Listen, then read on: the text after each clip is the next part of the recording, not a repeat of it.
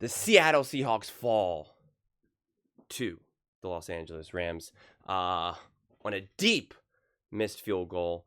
I think it ended up being a 61-yarder. This game was pretty ugly and pretty ridiculous, really for both teams. I mean, if you're LA, you're like, man, we forced 4 interceptions and it was a 2-point win. We only put up 21 points. I wouldn't say that Stafford played particularly great, especially considering all the turnovers. Defenses played awesome for both teams, obviously.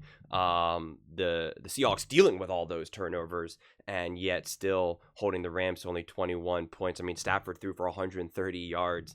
Obviously, Sam had 4 interceptions. I'd say one of them was not really his fault, as I think Greg Olsen really pointed out really, really beautifully. And I'd say the other interception was just, again, a great pass rush and then 2 bad decisions for sure. And then a bizarre kind of final, what was it, minute 10 or whatever for Seattle, where there was like no urgency. I wasn't really sure what it's like they'd never done it before. It was like unfamiliar territory for them. And it feels like, I mean, they had the timeout in the back of their pocket. It just feels like they could have gotten, all they needed was a field goal, obviously, to win. It feels like they could have, there was just more yard, there was more plays there, but they couldn't get it going.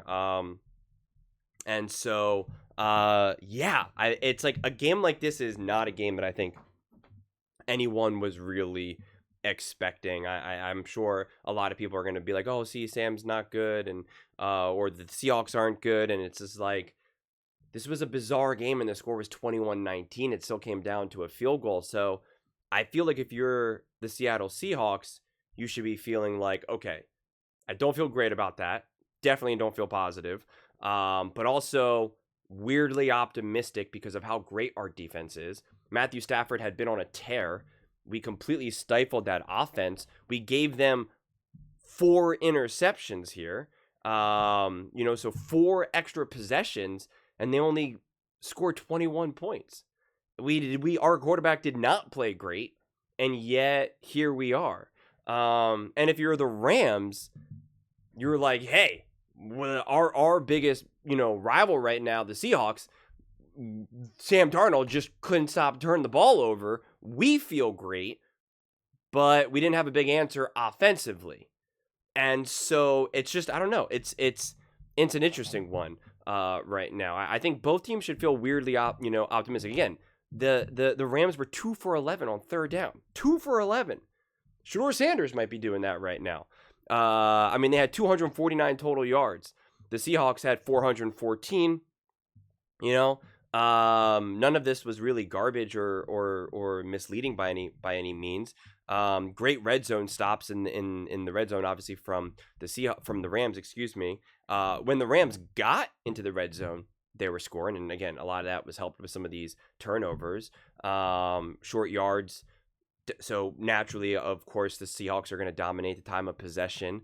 But I mean, if the Seahawks didn't keep turning the ball over, even if you just stopped them and they punted, it's hard to imagine that the Rams were putting up a lot of points either. Like this game had a lot of feel of like it could have been a very weird, like 12-6 game or something. I mean, like seriously, like that's kind of how this game really probably should have been played if it wasn't for all the turnovers. But obviously, had no shortage of them. I mean, there was 26 first downs for Seattle, 15 passing first downs, 9 rushing. Like I don't even know entirely what the whole takeaway of this game is. I mean, the Seahawks ran 79 plays, the Rams 50.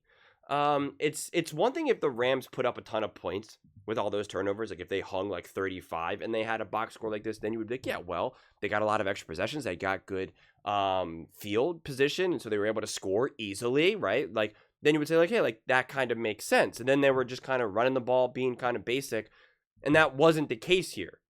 So this is, in a weird way, I almost wish I didn't watch this game live and I just saw the box score and then I like looked at it and then was like, what the heck is this? And then I watched the game because it really is. It's kind of crazy. It's kind of kooky right now, honestly. I mean, for the passing game for Stafford, it was Puka and no one else, right? No one else. Devontae, 1 catch, 1 yard. Higbee, 1 catch, 23. Parkinson, 2 catches, 14. Puka, 7 for 75 on 8 targets. Everyone else, it was just kind of like, well, what's going on? They ran the ball pretty well. 22 carries for 119, 5.4 yards per carry. But yeah, I mean, Matthew Stafford averaged 4.6 yards per attempt. So, and an 89.9 passer rating. I think these defenses are legit. I definitely think there were some gifts given by Sam, but also great defense, obviously, from the Rams as well. Great defense from the Seahawks as well. I mean, yeah, I'm so curious to see what people have to say about this game. I mean, again, I know everyone's just gonna jump on Sam Darnold, but I mean that's totally fine and fair. But I just think there's stronger takeaways than just that, because then if people didn't really think that the Seahawks were this great team to begin with, and if your big strong takeaway, especially if you're a Rams fan, is Sam Darnold's not that good. Look at all those interceptions. It's like, well then, so you're saying if they had a slightly better quarterback, then you lose convincingly, like some quarterback who just doesn't turn the ball over 4 times, just 2 times maybe, right?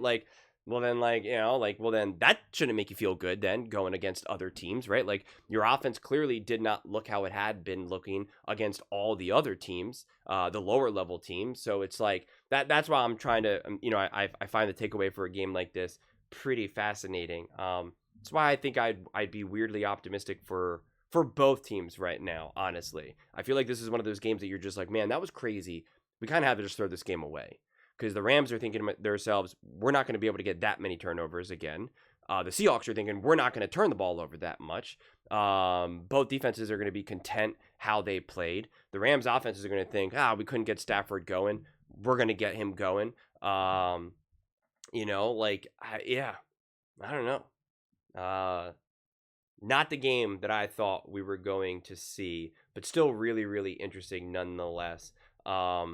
Again, Seahawks had a chance to win the game on a field goal after turning the ball over 4 times, 21-19. It's a weird conclusion. I think the other takeaway that I'd have for this game is, just feels like everyone's beatable this year. Every single team is beatable this year. No one really feels inherently intimidating at this point. Whether it's the Chiefs, whether it's the Seahawks, whether it's the Rams, whether it's the Broncos, whether it's the Eagles, the Lions, the Bills, the Bucks, every single team is beatable. Every single team. I'm not so sure any team deserves that when you're playing them, like I always talk about, when you're facing another team, I always try to look at, not always, but one of the lenses that I try to look at it through is like, what if I'm another team or another fan and I got to go up against your team, like outside looking in? Am I intimidated? Am I nervous? Am I uncomfortable? And I'm not, I think I'm always going to have a healthy dose of uncomfortableness with McVay and Stafford and whatnot and Puka. I mean, that's elite. You're always going to have some sort of healthy dose against what the Detroit Lions can bring because they're always so well prepared. The Eagles have plenty of weapons to go around. The Chiefs are the Chiefs. But right now, you're relying so heavily on just the successes of the past rather than what you're truly seeing right now. And again, all teams have shown greatness, and the Rams have shown greatness. The Seahawks have shown greatness, but I'm not so sure we've seen greatness against the teams when they're playing each other. We consistently see greatness against lower level teams, and that's what I've been saying kind of, I've been emphasizing this a lot this past week, was just at this point, it only matters what the Rams look like against the Seahawks and what the Seahawks look like against the Rams. Not against the Cardinals, not against the 49ers, although they had a good day too, obviously. But, not against the lower level teams because it doesn't matter. Not against the Titans, the Texans, no.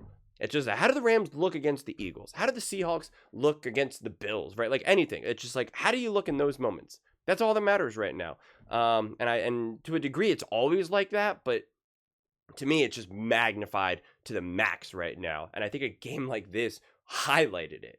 I'm curious how Rams fans feel about this game. The fact that it was still so close and you forced 4 turnovers and your offense really could not get going. I mean, you had all these extra possessions and you only scored 21 points. It's forced 4 turnovers, still had 12 drives, 11 drives. Yeah. I'm going to be fascinated to see what everyone has to say in the comment section for this one for sure. But those are just my thoughts. I'd absolutely love to hear yours. What do you guys all think about the Seattle Seahawks losing to the Los Angeles Rams 21-19 to take the lead 8-2 to 7-3? Let me know your thoughts in the comments below. I read every single comment, so if you agree with me or disagree with me, either way, let's get in some discussions, let's get in some fights, but ultimately, let's just have some fun. And please do consider subscribing. We are building an amazing community here, and I absolutely love to see you part of it. I want to build something that we all generally feel connected to, something that we're really excited to be part of. I think we're well on our way to doing it. And please don't forget to give this video a thumbs up, as it really does help the visibility and the algorithm. Thank you so much. See you next time.